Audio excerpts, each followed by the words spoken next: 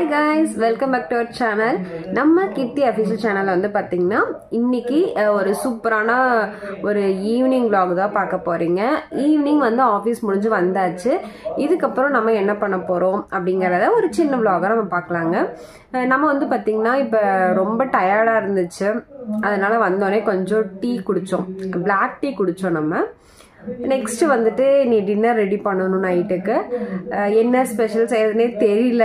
இதுவே பெரிய ஒரு வேலையா இருக்கு. நைட் ஆனா என்ன செய்யறதுனே ஒரே கன்ஃபியூஷனா இருக்கு.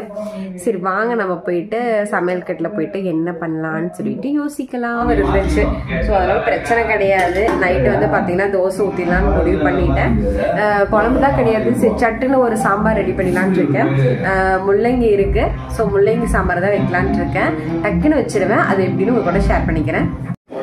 பச்சை மிளகாய், முள்ளங்கி, ஜீரகம், மஞ்சள் தூள், பருப்பு, அவ்வளவுதான். ஒரு 5 நிமிஷத்துல 10 நிமிஷத்துல நமக்கு விசில் வந்துடும். நான் வந்து ரொம்ப ரொம்ப சூப்பராலாம் செய்ய வராது. சும்மா டக்குன்னு செஞ்சிடலாம். சமையல் அந்த அளவுக்குலாம் வராதுங்க. கொஞ்சம் ஒரு அளவுக்கு தான் வரும். விசில் வர ஸ்டார்ட் ஆயிடுச்சு. இது ஒரு 3 விசில் ஆஃப் பண்ணிட்டு நம்ம வந்து கொஞ்சம் பாத்திரம் இருக்குங்க. அதே கொஞ்சம் வாஷ் பண்ணி எடுத்து வச்சுட்டு நம்ம தோசை சுட்டு சாப்பிடலாம். உங்க வீட்டுல இன்னைக்கு நைட் என்ன ஸ்பெஷல்னு கமெண்ட் பண்ணுங்க. பாத்திரம் வேற விளக்கணும். ஏகப்பட்ட பாத்திரம் இருக்கு. நான் பாத்திரம் விளக்கிட்டு அப்புறம் நான் vlog எடுத்து ஸ்டார்ட் பண்ணுறேன். Mind tension. ஆக்சுவலா வந்து பாத்தீங்கன்னா நானே வந்து தோசை சுட்டு சாம்பார் வைக்கலான்னு பார்த்தா எங்க வீட்டுக்கார் பண்ண வேலையை பாருங்க. ஸோ என்ன கிரில் சிக்கன் தானே, எவ்வளவு முழு கோழி அப்படியே வாங்கிட்டு வந்துட்டாரு. சப்பாத்தி வாங்கிட்டு வந்துட்டாரு. சாம்பார் இருக்குது. ஸோ பயங்கரமா இருக்கு. இருங்க உங்களுக்கு ஃப்ரண்ட் கேமரால காமிக்கிறேன் பாருங்க.